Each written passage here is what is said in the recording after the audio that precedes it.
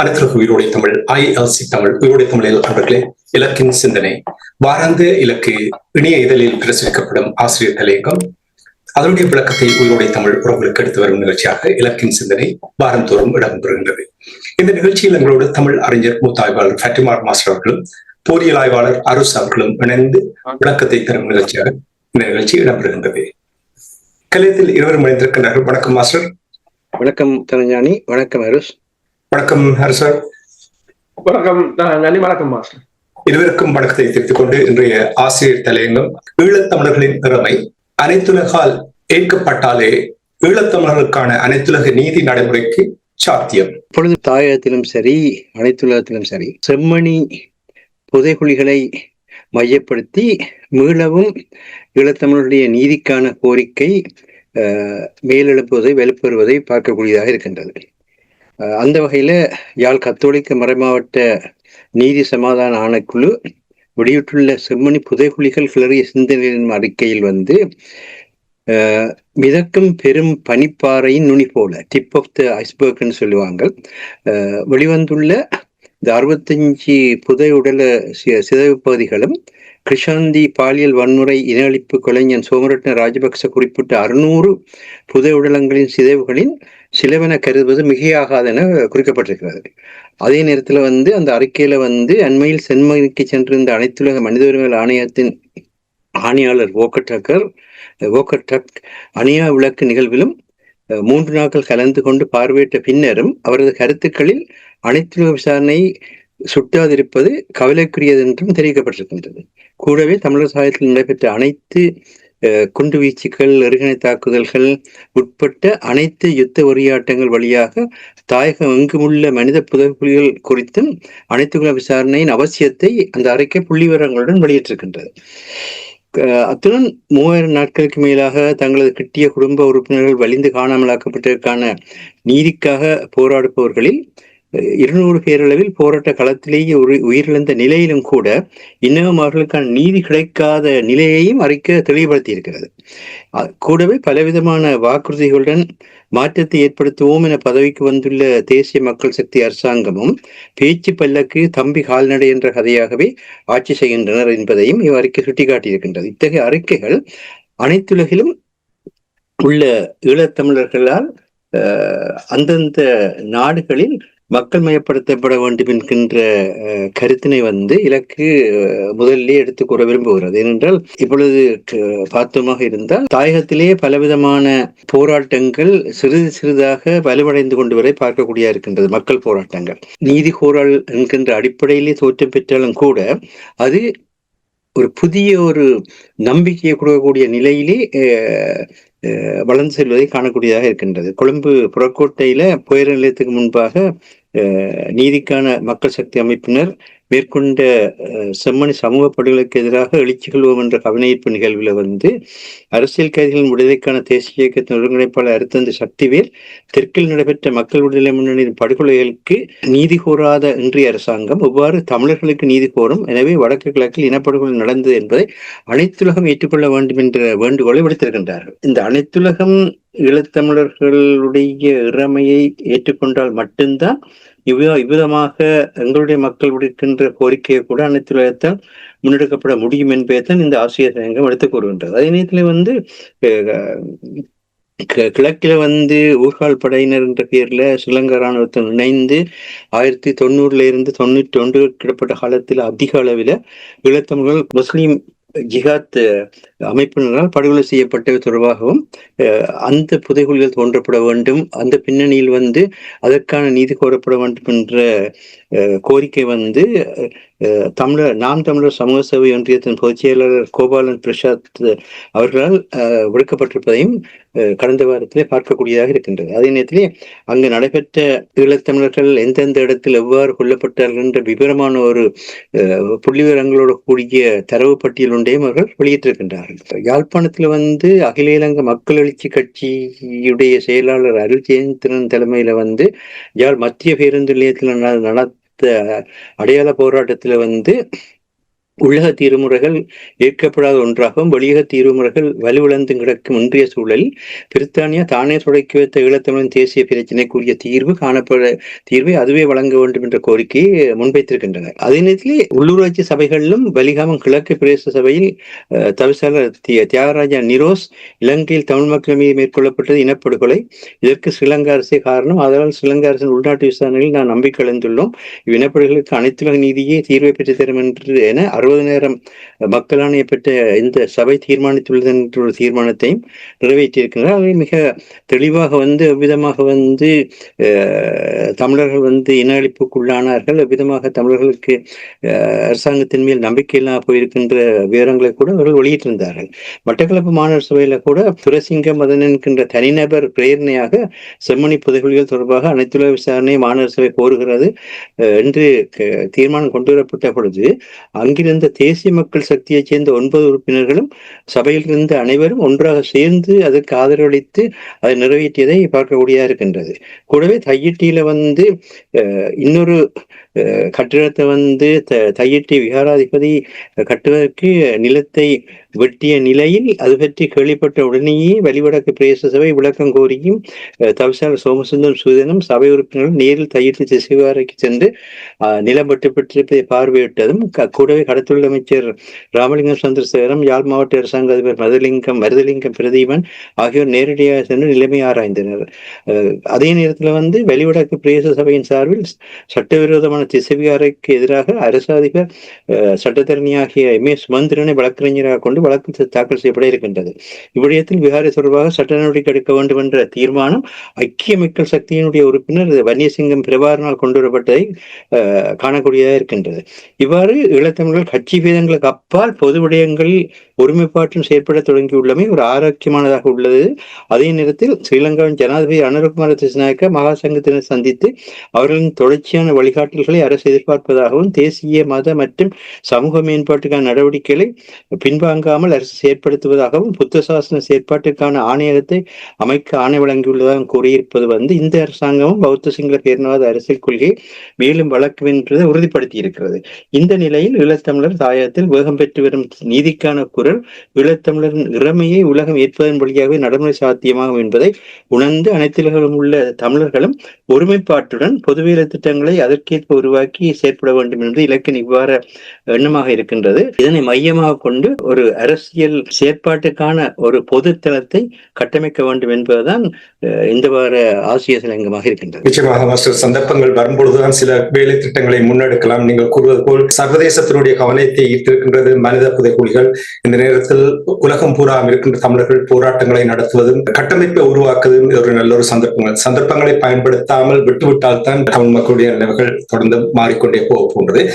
அரசவர்களை உங்களிடம் நன்றி master. Master சொன்ன இந்த புதைகுழிகள் தோண்டப்பட வேண்டும் என்ற விடயங்களுக்கு உங்களுக்கு தெரியும், பலருடைய கணக்கின்படி பார்த்தால் நிறைய மனித புதைகுழிகள் தமிழ் தாயகத்தில் இருக்கின்றன என்று கூறுகிறார்கள்.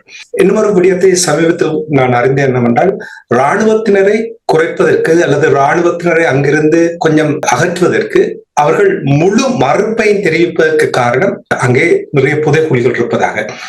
ஏன் இந்த விடயத்தை சர்வதேசத்தினுடைய கண்காணிப்பில் இதை ஆராயக்கூடிய நீங்களானே கடந்த வாரம் கூறினீர்கள், நீங்களும் கூறினீர்கள், நேரு குணரத்னம் கூறினார், நீங்கள் கூறினீர்கள். இப்பொழுது நிறைய கருவிகள் இருக்கின்றது, நீங்கள் தோண்டி பார்க்க தேவையில்லை, அந்த கருவிகளை பயன்படுத்தினாலே உடனடியாக அடையாளம் காணலாம். அவ்வாறு செயல்படுத்துவதற்கு சாத்தியங்கள் இருக்கின்றன நீங்கள் நம்புகிறீர்களா? உண்மைதான், அவ்வாறு செயற்படுத்துவதற்கான சாத்தியங்கள் இருக்கின்றது.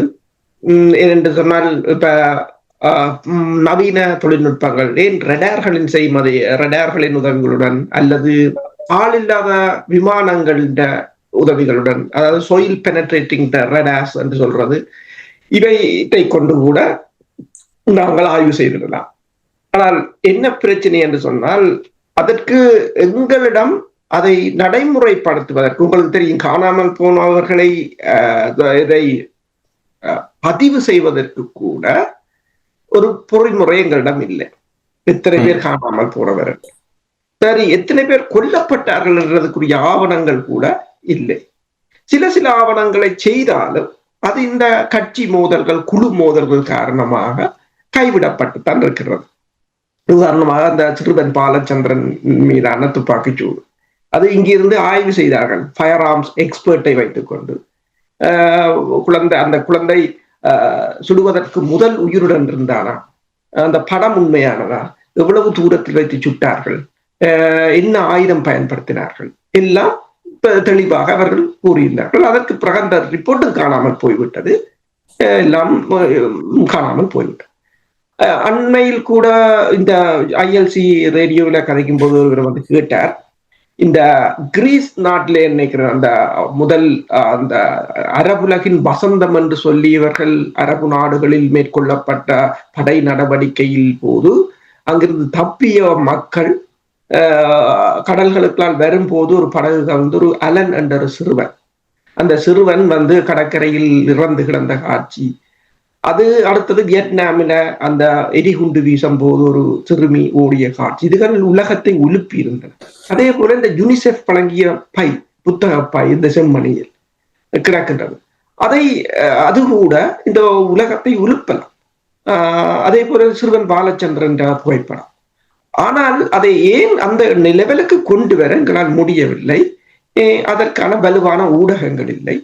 அனைத்துலக ஊடகங்களுடன் இணைந்து செயற்படுவதற்குரிய தகமைகளை நாங்கள் வளர்த்துக் கொள்ளவில்லை. நாங்கள் வெறுமெனவே இப்ப இந்திய புலனாய்வுத்துறையாக இருக்கலாம், இலங்கையின் புலனாய்வுத்துறையாக இருக்கலாம், மேற்குலகத்தின் புலனாய்வுத்துறையாக இருக்கலாம், மொசாட்டாக இருக்கலாம், அவர்கள் இந்த வழிநடத்தலின் அடிப்படையில் இந்த மனித உரிமை மீறல், போர்க்குற்றங்கள், மற்றது நீதி விசாரணை போன்றவற்றை நோக்கி தமிழர்கள் சென்று விடாது அவர்களின் கவனத்தை திசை திருப்புவதற்காக ஊரில் கஷ்டம் இருப்பதாகவும் பட்டினி கிடப்பதாகவும் மக்கள் அவலப்படுவதாகவும் ஒரு தோற்றப்பாட்டை உருவாக்கி எல்லோரும் தனித்தனியாகவும் குழுக்களாகவும் ஒரு சமூக வலைத்தளங்களூடாக அவங்களாம் அந்த பிரச்சாரத்தை மேற்கொள்வது, சமூக வலைத்தளங்களில் படங்களை போடுவது, உதவிகளை மேற்கொள்வது என்று ஒரு பாதுகாப்பாக இருந்து கொண்டு அமைப்புகள் கூட, அதாவது விடுதலையை பெற்றவும் என்று கூறிக்கொண்டு வெளிக்கிட்டவர்கள் கூட இறுதியில் போய் நின்றது அங்கேயும் அல்லது அமெரிக்கா கொண்டு வந்த தீர்மானத்துக்கு பின்னால் எங்கு பாதுகாப்பாக நிற்கலாம், தங்களுக்கும் தங்கள் குடும்பத்துக்கும் எந்தவித பாதிப்பும் இல்லாமல் போராட வேண்டும். ஏதும் சந்தர்ப்பம் கிடைத்தால் தங்கள் உறவினர்களையோ பிள்ளைகளையோ குடும்பங்களையோ அந்த அரசின் சலுகைகளுடன் அந்தந்த ஒரு இங்கே தாங்கள் வாழும் நாடுகளில் உயர் பதவிகளிலேயோ அல்லது கவுன்சில் உறுப்பினர்களாகவோ அல்லது நாடாளுமன்ற உறுப்பினர்களாகவோ இந்த தமிழர்களின் விடுதலையை காரணம் காட்டி இணை சேர்த்து விடுவது, அதில் பெருமை பேசுவது, கலைந்து போவது, அவ்வளவுதான். அப்ப இதில் எந்த விதமான ஒரு பொறிமுறையும் இல்லை. யார் ஒருவரும் கூட அது அப்படி யாரும் செய்ய வடிக்கிட்டாலும் அதனை அடித்து மூடுவதற்கு பெருமளவானவர்கள். இதுதான் இப்பொழுது இருக்கின்ற தமிழ் மக்களுடைய ஒரு பிரச்சனை. நாங்கள் இந்த விடயம் தொடர்பாக கிட்டத்தட்ட 5 ஆண்டுகள் நாங்கள் பேசிவிட்டோம். நீங்கள் என்ன விடயத்தை எடுத்தாலும் அங்கே நடைமுறைப்படுத்துவதற்கு ஒரு பொறிமுறை இல்லை. சரியான அமைப்பாக ஒரு அமைப்பும் இயங்காத ஒரு நிலைமை இருக்கின்றது. இவ்வளவு நீங்கள் ஆதாரங்கள், ஆய்வுகள் கூறிய விடயங்களை, நடந்த விடயங்களை இப்பொழுது நீங்கள் சற்று சுட்டிக்காட்டும் பொழுது அவற்றை கூட எடுத்துக்கொண்டு செல்ல முடியாமல் இருப்பதற்கு அப்படியே சொல்லிக் கொண்டிருந்தால் என்ன நடக்க போகிறது? ஒன்று, அவர்களுக்கு இந்த அமைப்புகள் அவைகளுக்கு ஒன்று தெரியும். இது இந்தியா இதற்கு எதிராக நிற்கின்றது. மேற்குலக நாடுகளும் ஒரு லெவலுக்கு மேல் இவர்களை அனுமதிக்க மாட்டார்கள். அவற்றையெல்லாம் கடந்து நாங்கள் பல்வேறுபட்ட தளங்களில் தொடர்புகளை உருவாக்கித்தான் இதை நகர்த்த வேண்டும் என்று அவர்களுக்கு தெரியும். இப்ப நீங்கள் பார்த்தீங்கன்னு சொன்னால் அண்மையில் சில வேளைகளில் அந்த நாட்டினுடைய ஆதரவை பெறுவதற்காகத்தான், இப்ப இந்தியா என்று சொல்லும் பொழுது இந்தியாவுடைய ஆதரவை பெறுவதற்காகத்தான் அப்படி அவர்கள் நடக்கிறார்களா? இந்தியாவின் ஆதரவை பெறுவதற்காக என்று சொன்னால் அது பொய். என்னென்று சொன்னால் இந்தியாவின் ஆதரவை பெறுவதற்கு இப்ப இலங்கை எவ்வாறு இந்தியாவின் ஆதரவை பெறுகிறது?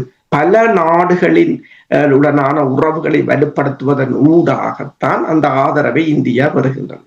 அண்மையில் கூட ஒரு ஊடகவியலாளர் கூறினார், இப்ப ஊடகவியலாளர்கள் இலங்கையில் இருக்கிற ஊடகவியலாளர்களை அமெரிக்கா அழைத்திருந்தது, அமெரிக்காவுக்கு சென்றிருந்தார்கள். அதன் பிற்பாடு சீனாவுக்கு சென்றிருந்தார்கள். இப்ப சீனாவுக்கு சென்ற பிற்பாடு உங்களுக்கு தெரியும், கடந்த வாரம் அந்த சீனா கூப்பிட்டு விட்டது என்றதுக்காக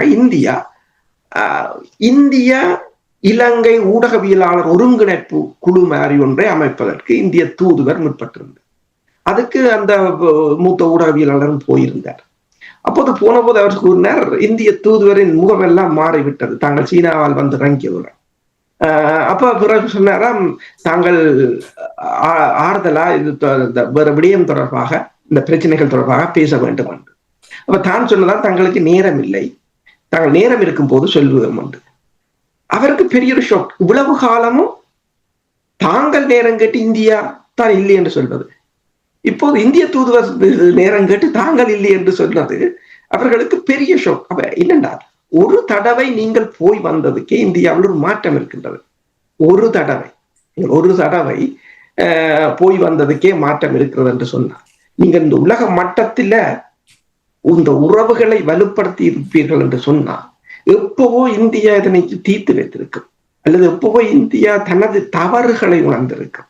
அப்ப இந்தியாவை தொடர்ந்து தவறுகளை செய்ய தூண்டுவதும், தங்கள் நலன்களுக்காக தங்கள் பதவிகளை தக்க வைப்பதற்காகவும் இங்கு வந்து அந்த என்ன சொல்றது, தமிழர்களுக்காக ஒரு அரசியலை நடத்துவதும், ஏனைய நாடுகளுடனான உறவுகளை எந்த அமைப்புகளும் கொண்டு விடாமல் தடுப்பதும் வந்து இந்த அமைப்புகள் செய்கின்ற வேலையாகத்தான் இருக்கு. இப்ப நீங்கள் யோசிக்கலாம், பூட்டின் 20 வருடம் இருக்கின்றார், மற்றவர் 25 வருடம் இருக்கின்றார் என்றெல்லாம் கூறலாம். இந்த அமைப்புகளோட தலைவர்னர் எத்தனை வருடம் இருக்கிறார்கள் அந்த பதவியில்? 15 வரையும், 30 வரையும்? மக்கள் தேர்ந்தெடுத்தார்களா, அல்லது மக்கள் உங்களை அப்படி இருக்க சொன்னார்களா? அல்லது மக்களிடம் நீங்கள் ஆணையை பெற்றீர்களா, அல்லது மக்களிடம் போனீர்களா? அல்லது நீங்கள் அக்கௌண்டபிலிட்டி, நீங்கள் என்ன செய்கிறீர்கள் என்றதை கூறுகிறீர்கள். நீங்கள் அக்கௌண்டபிலிட்டி என்றெல்லாம் பேசுகிறீர்கள் வெளியில் போய். உங்களுக்குள்ள ஒரு அக்கௌண்டபிலிட்டி இருக்கிறதா, அல்லது உங்கள்கிட்ட பொறுப்பு கூறல் இருக்கிறதா? நீங்கள் இதுவரை செய்ததுகளுக்கான நன்மை தீன்மைகளை அலசி ஆராய்ந்தீர்கள், அல்லது மக்களுக்கு முன்னால் நீங்கள் போனீர்களா? இல்லதான் ஸ்தம்பித்திருக்கின்ற 2 நாட்களுக்கு முன்னதாக ஆஸ்திரேலியாவில் இருக்கின்ற மனித உரிமை செயற்பாட்டலாக இருக்கின்ற ரேணுகா இன்பகுமாரோடு நான் பேசுவதற்கு சந்தர்ப்பம் கிடைத்திருந்தது. அந்த தமிழ் ரெஃப்யூஜி கவுன்சிலினூடாக கவனிப்பு போராட்டத்தை நடத்துகிறார்கள். இனி தூதுவரங்களுக்கு செல்ல இருக்கிறார்கள் வருகிற திங்கட்கிழமை 21ஆம் தேதி என்று அவரோடு உரையாடும் பொழுது கூறினார். அவரும் நீங்கள் கூறுகின்ற விடயங்களை கூறுகிறார்கள். அதாவது சர்வதேச நாடுகளில் பலர் இருக்கிறார்கள், அறிவும் ஆற்றலோடு இருக்கிறார்கள். உயிரோடை தமிழிலும் இலக்கிலும் கூட கடந்த 5 ஆண்டுகளாக, குறைந்தபட்சம் 5 ஆண்டுகளாக நாங்கள் இந்த விடயங்களை பேசிக்கொள்வோம். இதை உடைப்பது என்ன வழி இருக்கிறது? அப்படியே பேசிக் கொண்டிருக்க முடியாது. இதைத்தான் அந்த வெளியவரிடம் கூட கேட்டிருந்தேன். அவர் அதை ஒன்றை சுட்டிக்காட்டியிருந்தார். 2008ஆம் ஆண்டு தேசிய தலைவருடைய உரையில் அவர் தெளிவாக சுட்டிக்காட்டியிருக்கிற போராட்டத்தை வெளியவர்களுடைய கையில் ஒப்படைக்கிறோம் என்று கூறிய விடயத்தை அவர் சுட்டிக்காட்டியிருக்கிறார். அவருக்கு நான் நினைக்கிறேன் சரியான குறைந்த வயது உள்ளவர். இப்படியே பேசிக் கொண்டிருந்தால் என்ன நடக்க போகிறது? உடைப்பது எப்படி? என்ன பிரச்சனை என்று சொன்னால், நீங்க கேட்டது போல இப்ப தேசிய தலைவர் கூறினார் போராட்டத்தை இளைஞர் கையில் ஒப்படைப்பது என்று. இளைஞர்கள், ஆனால் இளைஞரை இப்படியான சோரம் போன அமைப்புகள்கிட்ட ஒப்படைக்கிறது என்று தலைவர் கூறவில்லை. தலைவர் இளைஞர் இந்த போராட்டத்தை கொண்டு நடத்த வேண்டும் என்று கூறினாரே தவிர இளைஞரை கொண்டு போய் இப்படியான அமைப்புகளிடம் கொண்டு போய் சேருங்கள் என்று அவர் கூறவில்லை. அதுதான் இங்க இருக்கிற பிரச்சனை. அடுத்ததாக என்னுடன் ஒருவர் பேசும்போது சொன்னார், இந்த இளைஞர் அமைப்பு வந்து இவங்கள் என்ன செய்கிறார்கள், அப்ப தான் கேட்டதா, உங்க அப்பா போய் கொடியை பிடிக்கிறார் வாரார், ஏனென்றால் அவர் அவர் அங்கிருந்து வந்தவர், அவருக்கு சில பேர் அந்த உறவுகளை வலுப்படுத்த முடியாமல் இருக்கும், வேறு தேசங்கள்ல போய் கதைக்க முடியாமல் இருக்கும். ஆனால் நீ இங்க படிச்ச நீயும் போய் கொடியை பிடிச்சி போட்டு வந்து வீட்டை இருப்பேன்னு சொன்னால் அர்த்தமில்லை. ஒன்றில் அவர்கள் தவறாக வழி நடத்துகிறார்கள். கொடியை பிடித்து போட்டு வந்து வீட்டில் படுத்திருந்தால் எதுவும் வந்துவிடும் என்று தங்கள பிழையான அணுகுமுறையை அந்த இளைஞர்களிடமும் பரப்புகிறார்கள் என்பதுதான் ஒரு இதாக இருக்கின்றது. இப்ப சொன்னார், ஒரு அங்க சுவிஸ் தான் ஒரு அமைப்பு, இளைஞர் அமைப்பு இருக்கின்றது, கிட்டத்தட்ட 300 பேருக்கு மேல் இருக்கிறார்கள். ஆக அவர்கள் செய்வதொன்று தைப்பொங்கல் மட்டும்தான். என்ன அது என்னென்று மரபுரிமை வாரத்துக்கு வருவார்கள், பொங்குவார்கள், அரையும் கூப்பிட்டு பொன்னாட கோப்பார்கள், போட்டு காணாமல் போய்விடுவார்கள். நான் எத்தனையோ தடவைக்கு விட்டதான் ஒரு சின்ன சின்ன போராட்டங்கள் அதுகள் இதுகள் அவங்களுக்கு ஒன்றும் தெரியுதும் இல்லையா. அவங்க யோசிக்கிறாங்க மரபுரிமை இது சேஃப், உங்களுக்கு இது சேஃப். மற்றது உங்களை நீங்கள் 4 படம் தேவை மனுலையோ அதுலயோ இதுலயோ போடுறதுக்கும் அதே அதாவது ஊடகங்கள் கூட இப்ப எடுக்கிறேன். இப்ப நீங்கள் பாருங்க, தமிழ் ஊடகத்துல இந்த ஊடகம் தூக்கி வருதுன்னா அவங்களே இதுல இருந்து போட்டாங்க, அவங்களே எடுக்கிறே இல்லை. தங்களுக்குள்ள ஒரு கொஞ்சம் பேருக்குள்ள ஒரு இன்பம் அனுபவிக்கிறதா தான் இருக்குமே தவிர இவ்வளவு தான். இப்ப 300 பேருள்ள ஒரு இளைஞர்கிட்ட சக்தி எப்படி அவங்கள்ட்ட தாங்க கேட்டுதான் சில போராட்டம் அவங்க ஒருத்தர் ரெஸ்பான்ஸ் கூட பண்ணலையா, ரெஸ்பான்ஸ் கூட பண்ண. அப்படித்தான் வளர்த்து அப்படித்தான். ஏண்டா நாங்கள் எப்படி இப்ப அதைத்தான் நான் கூறுவேன், தலைவர் இளைஞர் போராட்டத்தை வழிநடத்த வேண்டும் என்று சொன்னார்களே தவிர இளைஞரை கொண்டு போய் இப்படியான சோரம் போன அமைப்புகள்கிட்ட ஒப்படைங்க என்று சொல்லவில்லை. அதுதான் பிள்ளை. எப்படியான அமைப்புகளிடம் அவர்கள் சேர்ந்தார்கள் என்று சொன்னால் நீங்க மறந்து விட வேண்டியா. நன்றி அரசர்களே. தொடர்ச்சியாக நாங்கள் ஏதோ ஒரு வழியை கண்டுபிடிப்பதற்கு ஆராய வேண்டும். மாஸ்டர், உங்களுக்கு தெரியும், பொது தேர்தல் முடிந்த பின்பு கஜேந்திரகுமார் பொன்னம்பலம் அவர்களுடைய அணி அவர்கள் இந்த நிலைமைகளை புரிந்து ஊடக சந்திப்பை நடத்தினார்கள், தங்களுடைய நிலைமைகளை விளங்கப்படுத்தினார்கள். மக்களுக்கும் தங்களுக்கும் இருக்கின்ற இடைவெளிகளை அதை ஒத்துக்கொண்டதே பெரிய வரவேற்கக்கூடிய ஒரு விடயமாக நான் பார்க்கிறேன். அதன் பின்னர் அவர்களுடைய செயல்பாடுகளை திட்ட தெளிவாக எல்லோரும் பார்க்கக்கூடியதாக இருக்கின்றது.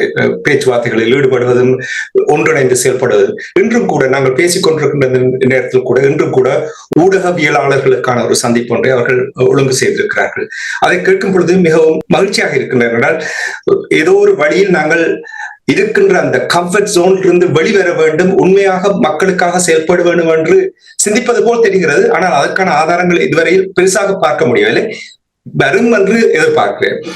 என்னுடைய கேள்வி என்னவென்றால் மாஸ்டர், இப்ப உங்களுக்கு தெரியும் நிறைய ஆதாரங்கள், தடயங்கள் உங்களுக்கு தெரியும். கிட்டத்தட்ட இப்ப 3 ஆண்டுகளுக்கு முன்னதாக நாடாளுமன்றத்தில் 85,000 கண்களை தானம் செய்தது தொடர்பாக கூட நாடாளுமன்றத்தில் ஸ்ரீதரன் பேசி அங்கே கூறுவது இதெல்லாம் உடனடியாகவே அது தொடர்பான தரவுகளை திரட்டி கொண்டு போவன். என்னுடைய கேள்வி என்னவென்றால், மரபு வழியாக கஜேந்திரகுமார் பொன்னம்பலம் அவர்களுடைய பேரன் தகப்பினர் வந்த வழியை கஜேந்திரகுமார் பொன்னம்பலம் தடம் பதிப்பதற்கு இது ஒரு சந்தர்ப்பமா? கட்டமைப்புகளை உருவாக்குவது அவருடைய பொறுப்பு என்று நீங்கள் நம்புகிறீர்களா? அவருக்கு பின்னால் மக்கள் சேருவதற்கு, திரளுவதற்கு என்ன விதமாக அவர் செயல்பட வேண்டும் என்று நீங்கள் கருதுகிறீர்கள்? குறிப்பாக இந்த பொறுப்பு அவரிடம் ஒப்படைக்கப்பட வேண்டுமா? இது அவருக்கான பொறுப்பா? நல்லது, ஒரு சிந்தனைக்குரிய கேள்வியை கேட்டிருக்கிறீர்கள். இப்பொழுது சட்டத்தின் மூலமாக சிலவற்றை பெற வேண்டிய இல்ல நிறுவ வேண்டிய தேவை ஏற்பட்டிருக்கின்றது என்பது செம்மணி புதைகுழியரில் வெளிப்படுகின்ற அந்த சிதைந்த உடலங்கள் தெளிவாக வெளிப்படுத்துகின்றன. இப்பொழுது எது முக்கியத்துவப்படுத்தப்பட்டிருக்கிறது? சட்டம் முக்கியத்துவப்படுத்தப்பட்டிருக்கின்றது. ஒரு காலம் அரசியலுடைய செல்லறையில் ஒவ்வொன்று முதன்மை பெறுவது இயல்பு. இப்பொழுது இருக்கிற போராட்ட தளம் என்பது சட்டத்தை அடிப்படையாக கொண்டு அந்த சட்டத்தின் அடிப்படையில செயல்பட வேண்டும் என்ற ஒரு நிலை இருக்கிறது.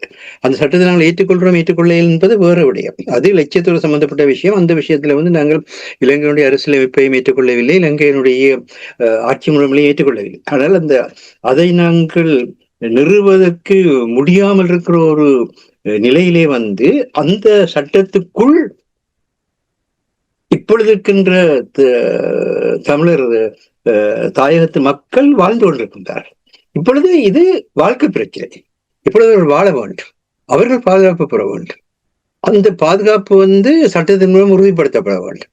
அப்ப சட்டத்துல அதுக்கேற்ற மாற்றங்கள் கொண்டுவரப்பட வேண்டும். சட்டத்துல மாற்றங்கள் கொண்டுவரப்படுவதற்கும் சந்தர்ப்பம் இல்லை என்பதை பௌத்த மகாசங்கம் தான் தனக்கு வழிகாட்ட வேண்டும் என்று நேற்றைக்கு நேரடியாகவே அன்றகுமார திஸ்நாயக்க மகாநாக்களுக்கு முன்பாக அறிவித்திருப்பது வெளிப்படையாக நாட்டுடைய சட்டத்தில் பெரிதாக மாற்றம் பெறாது என்பதை தெளிவுபடுத்தி விட்டது.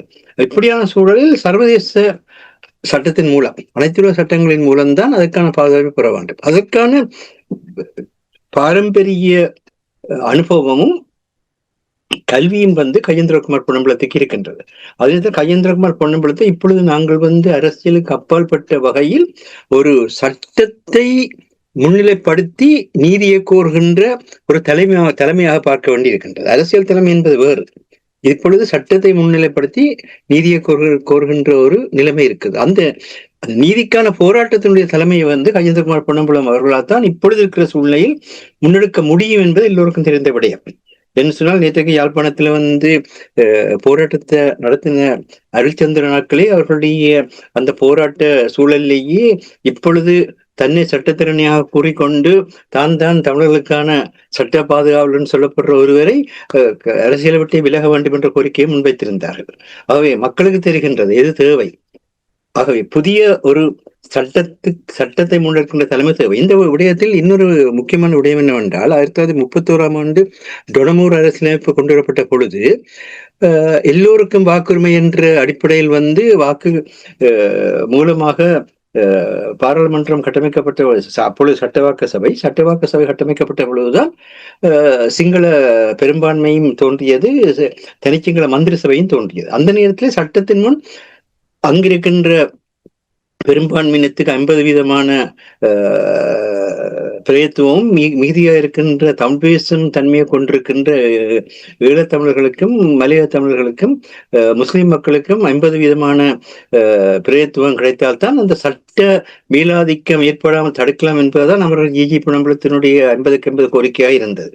அதே போல அவருடைய மகனாகிய குமார் பொன்னம்பலம் இங்க ஐக்கிய நாடு சபையில இந்த பழங்குடி மக்களுடைய தன்னாட்சி உரிமை காணப்பட வேண்டும் என்கின்ற கோரிக்கை முன்வைத்த பொழுது அந்த பழங்குடித்தன்மை ஈழத்தமிழர்களுக்கு இருக்கிறது. அவர்கள் வரலாற்றுக்கு முற்பட்ட காலத்தில் இருந்து அந்த மண்ணில் தொன்மையின் தொடர்ச்சியமான இடமாடம் வாழ்ந்து கொண்டிருக்கின்றால் அவர்களுக்கான சட்ட பாதுகாப்பு வழங்கப்பட வேண்டும் என்ற கோரிக்கை அவரும் முன்வைத்தார்.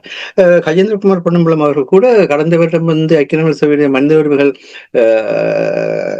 ஆணையக பேரவையில பேசுகின்ற பொழுது ஈழத்தமிழர்கள் தங்களுடைய தன்னாட்சியை உரிமையை பயன்படுத்தி தங்களுடைய அரசியல் எதிர்காலத்தை கட்டமைக்கின்ற அந்த தன்மையை உறுதிப்படுத்த வேண்டும். அது ஐக்கிய நாடு சபை செய்ய வேண்டும். ஏனென்றால் பிரித்தானிய அரசாங்கம் தான் இந்த தவறை செய்திருக்கிறது, எல்லோருக்கும் தெரிந்த விடயம். ஆனால் பிரித்தானிய அரசாங்கத்திட்ட கூட தமிழர்கள் தாங்களொரு கட்சியாக அமைந்து இந்த தேவையை தான் தங்களுடையது என்று சொல்லி அந்த தேவைகளுக்கு ஏற்ற முறையிலே உரையாடல்களை செய்யாமல் இங்கே இருக்கின்ற பாரம்பரிய கட்சிகளுக்குள் தாங்கள் விதமாக ஒரு பதவியை பெற்று அல்லது தாங்கள் விதமாக அந்த தலைவர்களுடன் நிற்கின்றார்கள் என்கின்ற புகைப்படங்களை எடுத்து போட்டு, வெளிப்படையாவே சொல்கின்றோம், புகைப்படங்களை எடுத்து போட்டு இப்பொழுது அரசு கூறியது போல கூட்டது கூடி நின்று கோவி கழித்தாரடி கிளியே என்று சொல்லி இப்ப நாங்களே எங்களுக்குள் மகிழ்வதற்கான செயற்பாடுகளை செய்து கொண்டிருக்கிறோமே தவிர இந்த மக்கள் பெருந்தொகையாக வாழ்ந்து கொண்டிருக்கின்ற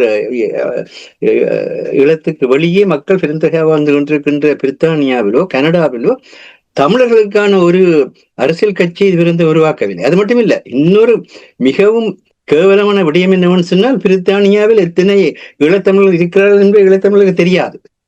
கனடாவில் எத்தனை ஈழத்தமிழர் இருக்கின்ற கனடிய ஈழத்தமிழர்களுக்கு தெரியாது. இதுதான் நிலைமை. என்னன்னு சொன்னா நாங்கள் எதை செய்ய வேண்டும், இங்க ஒவ்வொரு 10 ஆண்டுக்கு ஒருக்க மக்கள் குடிசன கணக்கெடுப்பு நடத்தப்படும்.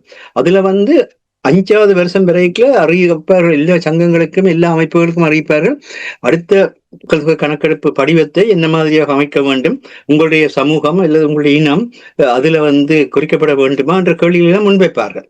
அந்த நேரத்தில் தான் திரும்பியே பார்க்க மாட்டார்கள், பேசாம இருப்பார்கள். அந்த நிலையில் தான் இந்த முறை 2011 நடைபெற்ற கணக்கெடுப்புல பிரித்தானியாவில 121,000 தமிழர்கள் இருப்பதாக அவர்கள் தமிழ் மொழியை வீட்டு மொழியாக கொண்டிருக்கின்ற அடிப்படையில கணக்கிடப்பட்டது. இந்த வருடம் 141,000 பேரான் 10 வருஷத்துக்கு பிறகு 2021 எடுக்கப்பட்ட கணக்கெடுப்புல இந்த 141,000 பேர் தான் இந்த தமிழர்களாக இருக்கின்றார்கள் என்றுதான் புள்ளிவிவர கணக்கெடுப்பு சொல்லுகின்றது. அவ்வளவுதான். அப்ப 20,000 பேரும் இந்த 10 வருஷத்துல இங்கே ஏற்பட்ட தமிழர்களுடைய மக்களுடைய அதிகரிப்பா? இந்த விடயங்களை யார் செயல்படுத்துவது மாஸ்டர்? இதை செயற்படுத்த நீங்கள் சொன்ன மாதிரி அந்தந்த துறையில் படிக்கின்ற இளையவர்கள் செயற்பட்டால் தான் தெரியும். இப்ப ஸ்டாட்டிஸ்டிக்ஸ், அதாவது புள்ளிவிவர துறையில் படிப்பவர்களுக்கு தான் புள்ளிவிவர தன்மை கூட எப்படி ஒரு நாட்டை கட்டியெழுப்பலாம் என்பது தெரியும்.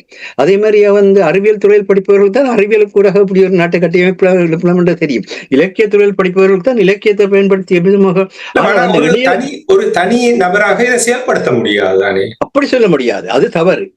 தேசிய தலைவர் ஒரு தனிநபராகத்தானே தொடங்கினார் சொல்வதை நான் ஏற்றுக்கொள்கிறேன். ஆனால் பிரித்தானிய சனத்தொகை தொடர்பாக கூறும் பொழுது ஒருவர் தனிய எடுத்து செயல்படுத்த முடியும் என்று நீங்கள் நம்புகிறீர்களா? இல்ல அந்த விழிப்புணர்வை என்ன இங்க இருக்கிற சிக்கல் என்னென்றால், நாங்கள் வாழ்ந்து கொண்டிருக்கிற நாடுகளுடைய மக்களுக்கு, இந்த நாடுகளுடைய மக்கள் ஆங்கிலம் பேசுகின்ற மக்கள், அது எல்லாருக்கும் தெரியும். எந்த இனத்தவர், எந்த மொழியினராக, எந்த நாட்டிலிருந்து வந்திருந்தாலும் இங்கே அவர்களுடைய தொடர் மொழி ஆங்கிலம் தான். அப்ப அந்த மக்களுக்கு எத்தனை பேருக்கு எங்களுக்கு பிரச்சனை தெரியும். அந்த மக்களுக்கு இப்படியாக எங்களுக்கு நாங்கள் ஒரு ஸ்ரீலங்கான்ற அந்த வகமைகளும் கொண்டு வரப்பட முடியாது, இந்தியர் என்ற வகமைகளும் கொண்டு வரப்பட முடியாது. நாங்கள் தனியான ஒரு தேசிய இனம், எங்களுக்கான ஒரு வகமை சீக்கியர்களுக்கு கொடுத்திருக்கிறார்கள். குஜராத்தியர்களுக்கும் விரைவில் கிடைக்கப் போவது போல் இருக்கிறது. அப்ப என்னன்னு சொன்னால், நாங்கள் எங்களுக்கான ஒரு தனி தேசிய இனமாக இருக்கிறோம். அது மட்டும் இல்லை, இப்ப மரபுரிமை பற்றி கதை கேட்கல தான் உண்மையா மரபுரிமை மாதம் எது? இந்த ஜூலை ஆடி இன அழிப்பு நடந்த மாதம் தான் மரபுரிமை மாதம் என்றால் அதன் காரணமாகத்தான் புலப்பெயர்வு நடைபெற்றது. அதன் காரணமாகத்தான் அரசியல் போராட்டம் கொடுக்கின்ற அனைத்துலக சட்டங்களுக்கு ஏற்ப அனைத்துலக நாடுகளிலும் வாழ்கின்ற தன்மையும் ஏற்பட்டது. அப்ப இதை நீங்கள் மரபுரிமை கொண்டாடிக்க வேண்டும். இந்த ஜூலை மாதத்தை கொண்டாடி விதமாக அங்கு இன அழிப்பு நடைபெற்றது, நடந்து கொண்டிருக்கிறது என்ற அந்த பின்னணியில் அதுதான் நீங்கள் இந்த இலக்கில ஒரு துணை கட்டுரையும் எழுத வேண்டிய தேவை ஏற்பட்டது என்னென்றால், மக்கள் மேலான போரை 1982 ஜூலையில் ஈழத்தமிழர்கள் மேல் பிரகடனப்படுத்திய ஸ்ரீலங்காவை பிரிவினைவாதி, பயங்கரவாதி என்பதை அதில் எடுத்து காட்ட வேண்டிய தேவை ஏற்பட்டது. என்னன்னு சொன்னால், ஈழத்தமிழர்களுக்கு இன்றைக்கு இருக்கிற பிரச்சனை என்ன? அவர்கள் பிரிவினை கோருகின்றார்கள், நாட்டினுடைய இறைமைக்கும் தேசிய ஒருமைப்பாட்டுக்கும் எதிராக நடக்கின்றார்கள். யார் நடத்தினார்கள்? இலங்கை தீவு வடக்கு கிழக்கு தமிழர்களுடைய அரசியலே வந்த பகுதியாகவும் மீதி பகுதி சிங்கள அரசியலே வந்த பகுதியாகவும் இருந்த பொழுது அவர்கள் தங்கள் பகுதியில் அமைதியுடன் வாழ்ந்தார்கள். அதே நேரத்தில் இலங்கை தீவினுடைய கூட்டுமொத்தமான பொருளாதார வளர்ச்சி, கூட்டுமொத்தமான பாதுகாப்பு என்பதில் இருபகுதியினருமே இணைந்து செயற்பட்ட வரலாற்றை கொண்டதாக இருக்கின்றது. ஆனால் யார் இது சிங்கள நாடு, சிங்கள இனத்தவருக்குரிய நாடு, பௌத்தர்களுக்குரிய நாடு என்று யார் கொண்டு வந்தார்கள்? ஜே.ஆர். ஜெயவர்தனா 1983 ஜூலையில மக்களுக்கு மேல நேரடியாகவே போர் என்றால் போர் என்று சொல்லி மக்கள் மேலான யுத்தத்தை பிரகடனப்படுத்தினார். அந்த யுத்தம் பிரகடனப்படுத்தப்பட்டது 42 ஆண்டு ஆகியும் அந்த யுத்தத்தினுடைய தன்மை தமிழர்களுடைய நிலத்தை அபகரிக்கிறதுக்காக, அந்த நிலத்திலிருந்து மக்களை வாழ்வாதாரங்களை பறித்து அந்த நிலத்தை பறிப்பதற்காக செய்யப்பட்டது என்ற அடிப்படையில் யாருமே இன்று மட்டும் பேசுவதில்லை. அங்கு இவ்வளவு அழிவு ஏற்பட்டது, இங்கு இவ்வளவு அழிவு ஏற்பட்டது என்று எல்லாரும் ஒன்றில் புலம்புறது, அழுகிறது என்றால் அந்த புலம்பலுக்கு மேலும் அழுகிறதுக்கும் இந்த அரசியல் இடமில்லை. அரசியல் அதிகாரம் கட்டமைக்கப்பட வேண்டும். அரசியல் அதிகாரம் கட்டமைக்கப்படுவதா இருந்தால் அந்த அதிகாரத்தை கொடுக்கக்கூடிய தன்மை அந்த இனத்துக்கு இருக்குது என்பது நிறுவப்பட வேண்டும். அந்த வகையில் தான் நீங்க கேட்ட அஜந்தகுமார் பொன்னம்பலம் அவர்களுடைய அந்த முக்கியத்துவம் அங்குதான் வருகின்றது. என்னன்னு சொன்னால், இந்த விடயத்தை கூட இப்ப ஜே.ஆர். ஜெயவர்தனா மிக தெளிவாகவே என்ன சொன்னவர் 11/7/1983 அதாவது இந்த ஜூலை ஆடி இனக்கலவர உச்சகட்டம் வருவதற்கு முதலே என்ன சொன்னார்? மிக தெளிவாக சொன்னார். ஒட்டுவித தயக்கம் இல்லாமல், நான் தமிழர்களின் அபிப்பிராயம் குறித்து கவலைப்பட மாட்டேன். எங்களுக்கு இப்பொழுது அவர்கள் நினைக்க முடியாது, அவர்களது உயிரையோ அவர்களது கருத்துக்களோ குறித்து எங்களுக்கு அக்கறையே இல்லை. எவ்வளவுக்கு வடக்கில் அழுத்தங்களை ஏற்படுத்துகின்றமோ அவ்வளவுக்கு இங்கு சிங்கள மக்கள் மகிழ்ச்சி அடைவர். உண்மையில் நான் தமிழர்களை பட்டினி போட்டால் சிங்கள மக்கள் மகிழ்ச்சி அடைவர். இது பிரித்தானியாவுடைய டெலிகிராப் பத்திரிகைக்கு ஜே.ஆர். ஜெயவர்தனாவை அளித்த பேட்டி. இதுதான் அண்டைய இன்றைக்கு மட்டும் எல்லா சிங்கள தலைவர்களுடைய மனநிலையாக இருக்கின்றது. அனுராக் பாரதிநாயக்கா எப்படித்தான் இடதுசாரிசத்தை பேசிக்கொண்டிருந்தாலும் கூட அவரும் இந்த சிங்கள மக்களை மகிழ்ச்சிப்படுத்துகிற தன்மைக்குள்ள போகாவிட்டால் தனக்கு ஆட்சி அதிகாரம் இல்லை என்ற நிலைத்தான் இருக்கின்றார். ஆகவே இந்த மனநிலை தெளிவாக இருக்கின்ற பொழுது, அப்பொழுது போன முறை அல் ஜசீரால ரணில் விக்ரமசிங்க அளித்த பேட்டியில அரசாங்கத்தினுடைய பொறுப்பு என்றதை கையை விட்டு, தமிழ் மக்களை உங்களை குடியல் என்று சொல்றீங்க, தமிழ் மக்களை உங்களை குடியல் என்று சொல்லிக்கல, தமிழ் மக்கள் உயிரையும் உடைமைகளையும் வாழ்வாதாரத்தையும் பாதுகாக்க வேண்டியது அரசாங்கத்தினுடைய பொறுப்பு. அந்த தன்மையை கையை விட்டுட்டு அவர் என்ன சொன்னார்? பலஸ்தீனத்துக்கு பல நாடுகள் ஆதரவாக இருக்கின்றது, ஆனபடியினால் நாங்களும் ஆதரவாக இருக்கின்றோம். இது என்ன பேக்காட்டல்? சரியா? இதுவா கதைக்கிற கதை? அது மாத்திரம் இன்றைக்கு கூட இந்த செம்மணி புதைகுழிகளுக்கான நீதி கூறப்படுற நேரத்துல கொழும்புல தேசிய சிங்கள கட்சின்ற ஒரு கட்சி விடுதலை புலிகள் 100 இடத்துல புதைகுழிகளை வைத்திருக்கின்றால் என்ற ஒரு புகைப்படங்களையும் கோட்டையில அடிச்சு ஒட்டி அதற்கான நீதி கோர வேண்டும் என்று ஒரு கேலி கூத்தொன்றை தொடங்கி இருக்கின்றார்கள். உங்களிடத்தில் கேட்கிற கேள்வி என்னென்றால், ஒரு அரசாங்கம்தான் சர்வதேச உடன்படிக்கைகளுக்கு கட்டுப்பட்ட தன்மை கொண்ட ஒரு நிறுவனம். அது தன்னுடைய குடிகள் என்று சொல்லப்பட்டவர்களை பாதுகாக்க வேண்டிய பொறுப்பில் இருக்கின்ற நிறுவனம்.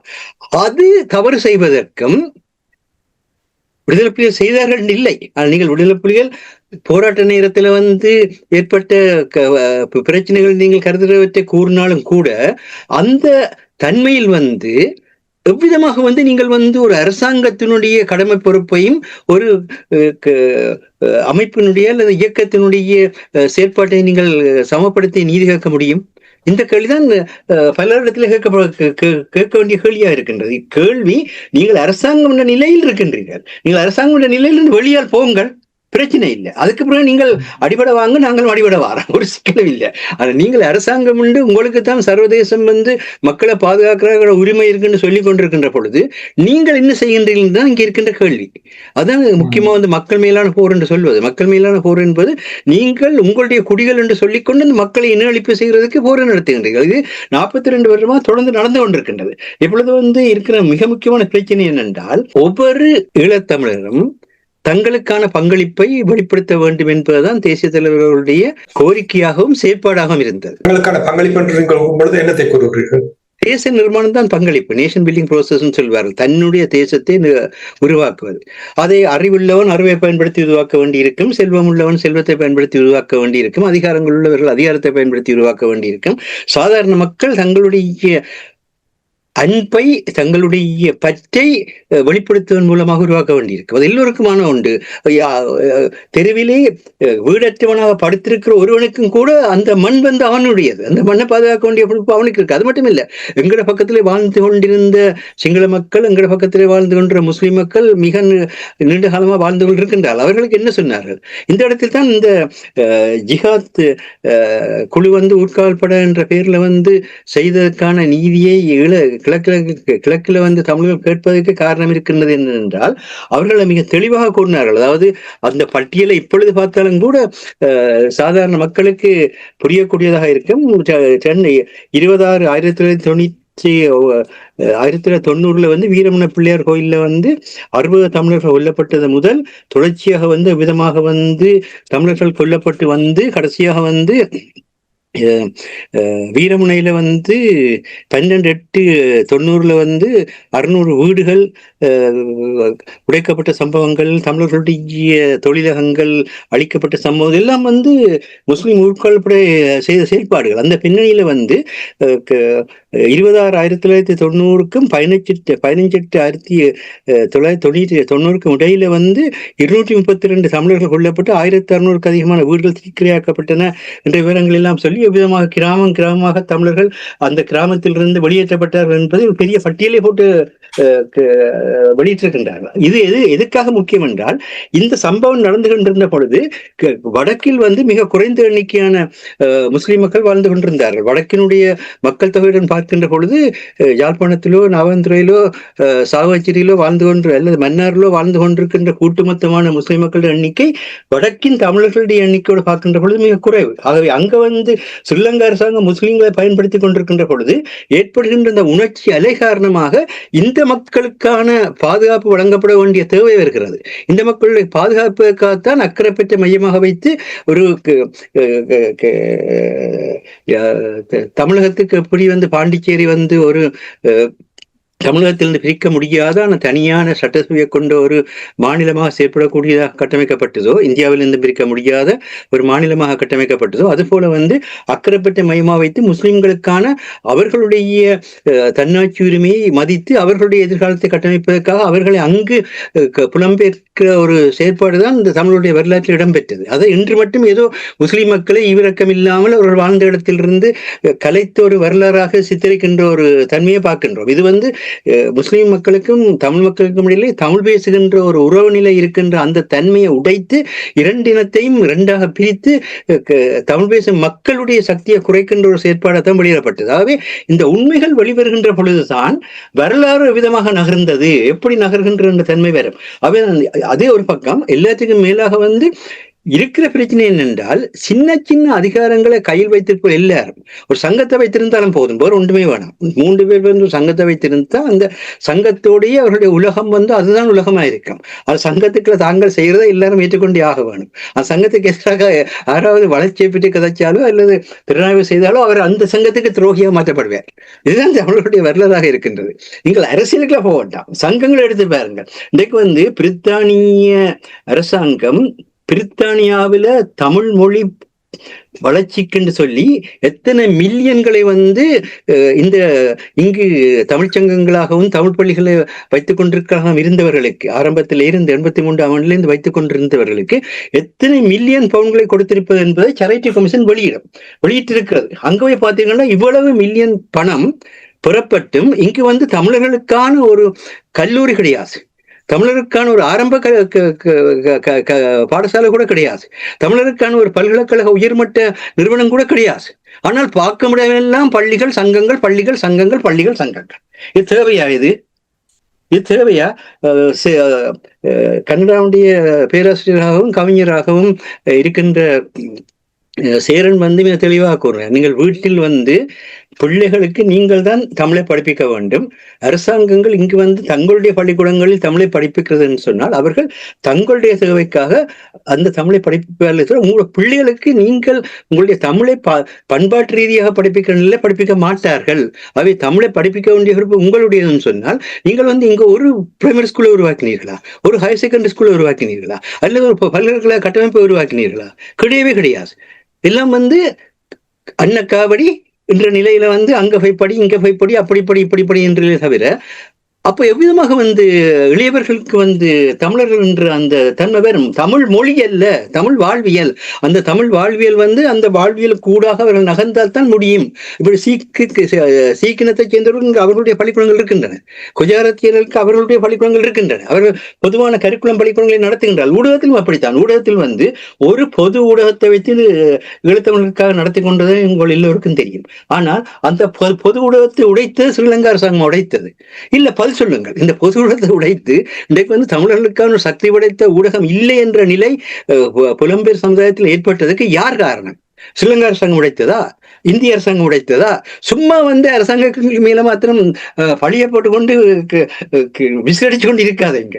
நாங்கள் தான் உடைச்ச. நாங்கள் தமிழ்ல தேசிய விடுதலை போராட்டம் பின்னடைவுக்கு ஏற்பட்டது காரணம் எங்களுக்கு ஏற்பட்ட பலவீனம் தான் எங்களுக்கு பின்னடைவை தந்தது. அதுதான் வரலாறு.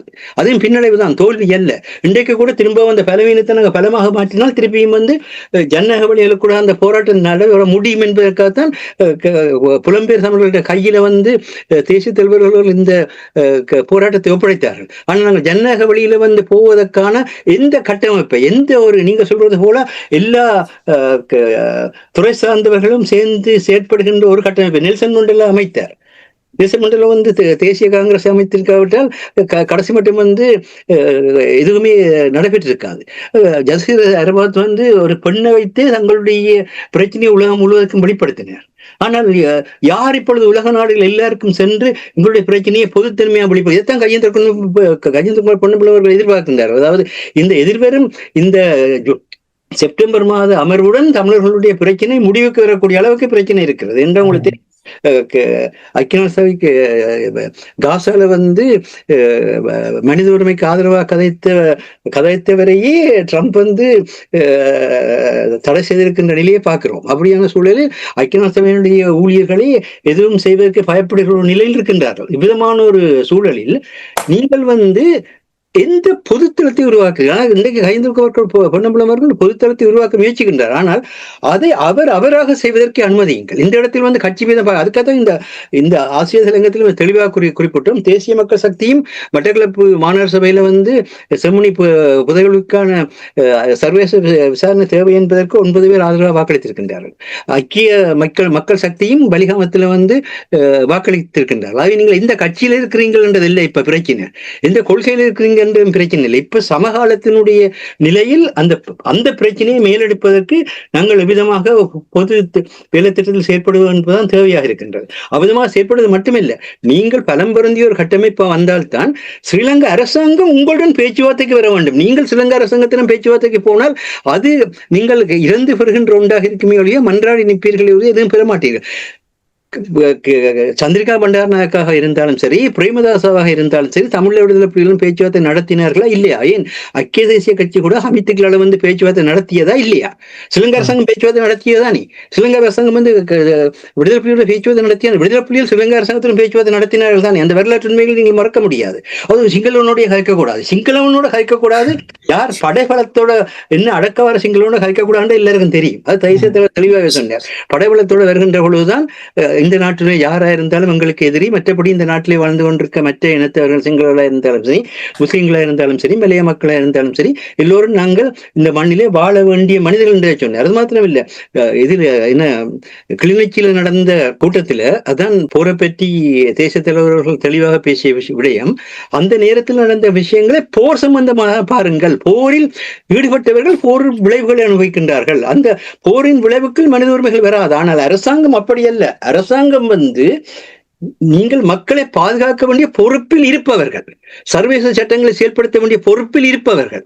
அப்ப நீங்கள் பொறுப்பில் இருப்பவர்கள் செய்த தவறுகளுக்கும் மற்றவர்கள் தங்கள் நோக்கி போகின்ற பொழுது தவறு ஏற்பட்டிருக்கலாம், ஏற்படாமல் இருந்திருக்கலாம். அவர்கள் தெளிவாக சொன்னார்கள், எப்பொழுது தேசிய விடுதலை போராட்டம் அதற்குரிய நிலையை அடைகின்றதோ அந்த நிலையில் நடைபெற்ற அனைத்துக்குமான பொது விசாரணை நீதிமன்றங்கள் அமைப்போம், அங்கு வந்து நீங்கள் நிதியை பெற்றுக்கொள்ளுங்கள் என்றும் சொன்னார்கள். ஏனென்றால் அது இயல்பு, எல்லா நாடுகளிலும் இயல்பு. ஆனால் இங்கு இருக்கிற பிரச்சனைகளை இவற்றை திசை மாற்றுவதற்கு வழிகிடாதீர்கள். அதே மாதிரி அரசாங்கத்தின் சலுகை கேட்கார்கள். 83ஆம் ஆண்டு ஆடி இன அழிப்பினுடைய 42வது வருஷம் வந்து இந்த ஜூலை 23 நிறைவு பெறுகிறது. 42 வருஷம் அந்த போராட்டத்தை அது ஒரு மக்களுக்கு மேலான போர் என்பது அடிப்படையிலோ அல்லது ஒரு இன அழிப்பு என்ற அடிப்படையிலோ யார் எப்பொழுது எந்த நீதியை பெற்றீர்கள்? இந்திரா காந்தி செய்தார், தன் சார்பாக செய்தார். அர்ஜென்டினாவை கொண்டு பாதுகாப்பு சபையில வந்து இந்த பிரச்சனையை கொண்டு வந்து அந்த நேரத்தில் வெளிக்கொண்டு வந்தார். அது இந்தியா சார்ந்த நலன் கருதி செய்தார், அதில் தவறமில்லை. அப்பொழுதுதான் இந்த பிரச்சனை வந்து பெரிய அளவில் வந்தது. ஆனால் இங்க வந்து அந்த நேரத்தில் 53 பிரித்தானிய பாராளுமன்ற உறுப்பினர்கள் கையெழுத்திட்டு கார்டியன்ல ஒரு மிகப்பெரிய ஆதரவு கடிதத்தை வெளியிட்டார். ஆனால் இந்த ஆதரவு தளங்களை ஏன் உங்களால் பயன்படுத்த முடியாமல் போனது? இன்றும் அதுதான், நாளையும் அதுதான். ஏன் அதுக்குத்தான் அரசு சொன்ன விடயம் என்னவென்று சொன்னால், தயவு செய்து ஒவ்வொருவரையும் அவரவருக்கேற்ற அறிவோடு, அவரவருக்கேற்ற அனுபவத்தோடு, அவரவருக்கு இருக்கின்ற செல்வ நிலையோடு, அவரவருக்கு இருக்க அதிகார நிலையோடு செயற்பட அனுமதியுங்கள். அந்த கூட்டுறவு ஏற்பட்டால்தான் நாடு வந்து தேச நிர்மாணத்தை செய்யும். இது நேஷன் பில்டிங் ப்ரோசஸ். ஒரு தனியனிட்டு செய்ய முடியாது, யாருமே ஒருவரும். எந்த உலகத்துல ட்ரம்ப் வந்து கதைக்கிறாருன்னு சொன்னா ட்ரம்ப் அவன் அங்க கதைக்கிறார். அமெரிக்கா வந்து பொருளாதாரத்துல வீழ்ச்சி அடைஞ்சோன்னு போகுது. பின்னால இருந்து பெரிய கொள்கை வகுப்பு குழு கொண்டு ட்ரம்புக்கு நீ இப்படி செய்தா நல்லா இருக்கும், அப்படி செய்தா நல்லா இருக்கும்னு அந்த கொள்கையை வகுத்து கொடுக்கிறார். அதைத்தான் அவர் வந்து அவர் என்ன சொல்றார்? அமெரிக்காவுக்கு நலன் தரக்கூடிய விடயங்களை நீங்கள் பேசினால் வரிய குறைப்போம். யாருடன் பேசுறீங்க? ட்ரம்போட பேசுறீங்க, அந்த குழுவோட பேசுறீங்க. உங்களுக்கு எந்த குழு இருக்குது பேசுவதற்கு? நன்றி மாஸ்டர், மிகவும் சிறப்பு. அதான் என்னுடைய சிந்தனையும் அவ்வாறு தான் இருந்தது.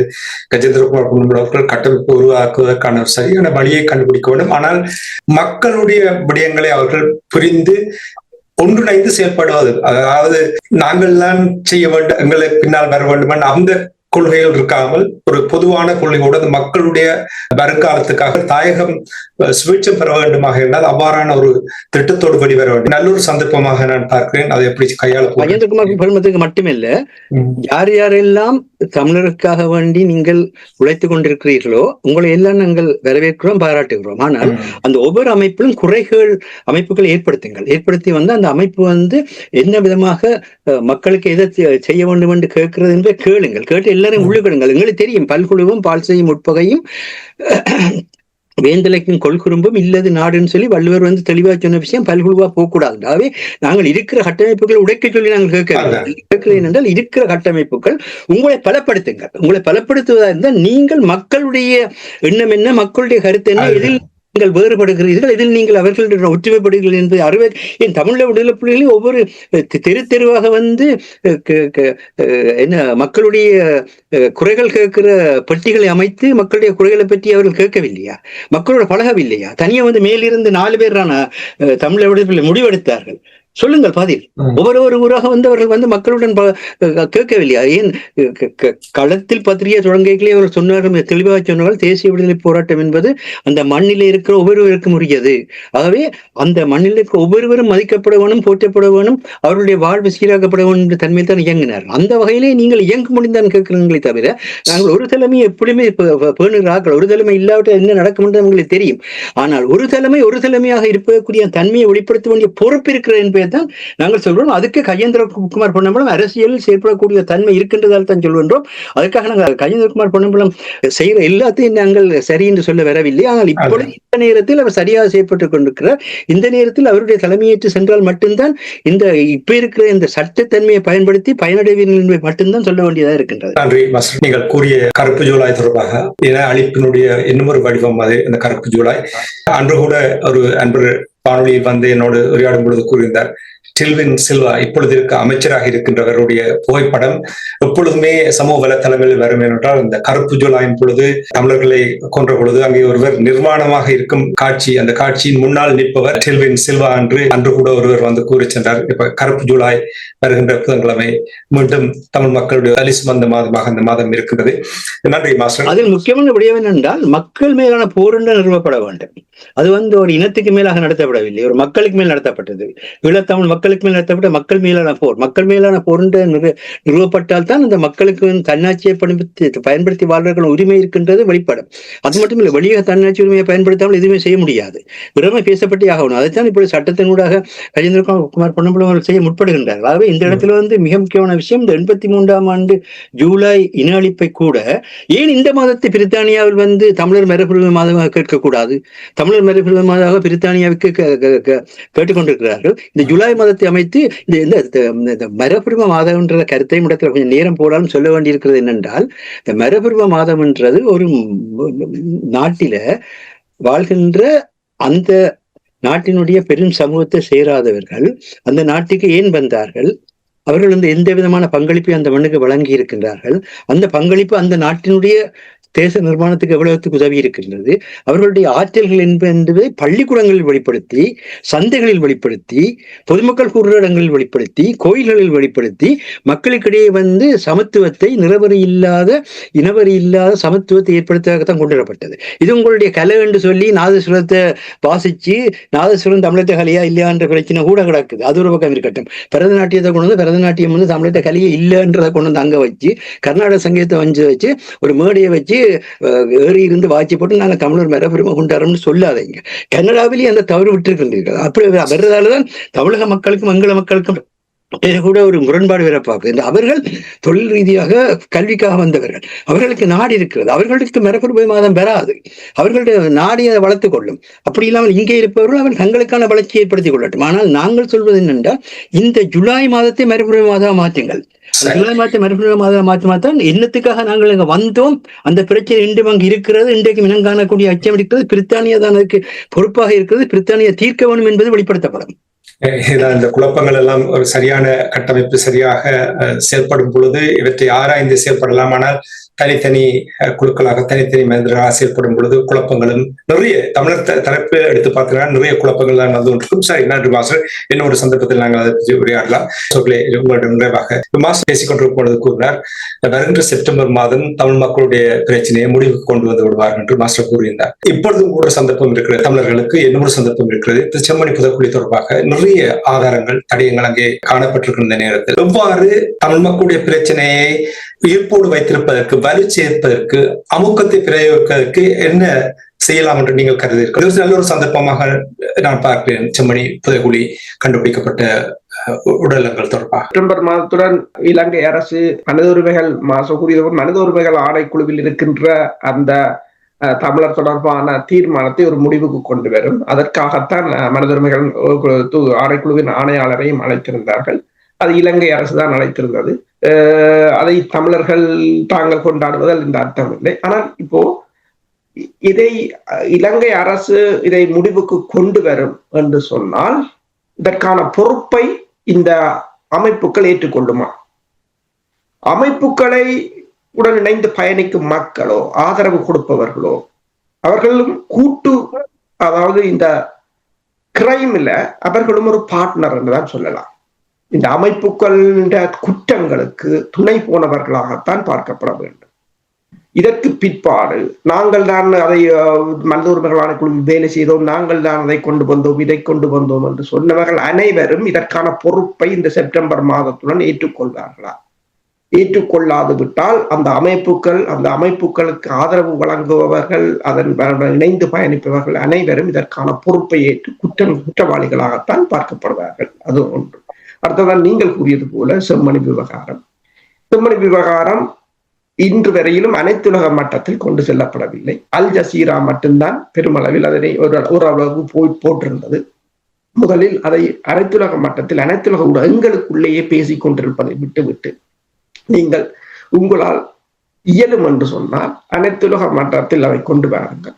புதிதாக அதனை, ஏனென்றால் இந்த அமைப்புகளை எல்லாம் கடந்து புதிதாக அதனை எவ்வாறு செழுமையாக ஒரு ஃபாலோ அப்புடன் செய்யலாம் என்றதை நீங்கள் ஏதாவது ஒரு குழு போட்டு ஆராய்ந்து முடிவெடுங்கள். நன்றி அரசர்களே. நீங்கள் கூறியது போல் அந்த நிகழ்ச்சியில் கூறிய ரேணுகா இன்பகுமார் அவர்கள் சிட்னியில் இருக்கின்ற தமிழ் ரெஃப்யூஜி கவுன்சிலினூடாக ஒழுங்கு செய்யப்படுகின்ற போராட்டம் கான்பராவில் நடைபெற இருக்கின்றது திங்கட்கிழமை என்ற விடயத்தையும் அவர் சுட்டிக்காட்டியிருந்தார். இதற்கு எங்களுடைய தமிழ் மக்கள் பதில் சேர்க்க வேண்டும் என்று கூட அவரது வேண்டுகோளை முன்வைத்திருந்தார். அந்த விடயத்தை கூறிக்கொண்டு இன்றைய இலக்கின் சிந்தனை நிகழ்ச்சியை நாங்கள் இத்தோடு நிறைவுக்கு கொண்டு வந்து மீண்டும் அடுத்த வாரம் இலக்கின் சிந்தனை நிகழ்ச்சியில் இணைந்திருப்போம். இன்றைய நிகழ்ச்சியில் பங்கெடுத்த தமிழறிஞர் மூத்தாய்வாளர் ஃபட்மார் மாஸ்டர் அவர்களுக்கும் பொறியியல் ஆய்வாளர் அரசு அவர்களுக்கும் நன்றி கூறி தனாஞானி இந்த நிகழ்ச்சியை நிறைவு கொண்டு வருகின்றேன். நன்றி, வணக்கம் மாஸ்டர். நன்றி, வணக்கம் அரசு அவர்களே. எமது பார்வையாளர்களுக்கு வணக்கம். மக்களின் குரலாய் ஓங்கி ஒலிக்கும் இலக்குமின் இதழ் மற்றும் உயிரோடை தமிழ் வானொலி ஆகிய இவ்விரு ஊடகங்களும் உங்களைப் போன்ற எமது நேயர்கள் நண்பர்களின் ஆதரவிலேயே இயங்கி வருகின்றன. மிக குறைந்த வளங்களுடன் பல இடர்கள் மற்றும் தடைகளை தாண்டி பயணிக்கும் எமது ஊடகங்களின் பணிகள் மேலும் வளர உங்களால் முடிந்த நிதியுதவியை வழங்கி இன்னும் காத்திரமான செயற்பாடுகளை முன்னெடுக்க உதவுமாறு மிகவும் பணிவன்புடன் வேண்டி நிற்கின்றோம். உங்கள் பங்களிப்பு உங்களின் உரிமை குரலாய் ஓங்கி ஒலிக்கும். நன்றி.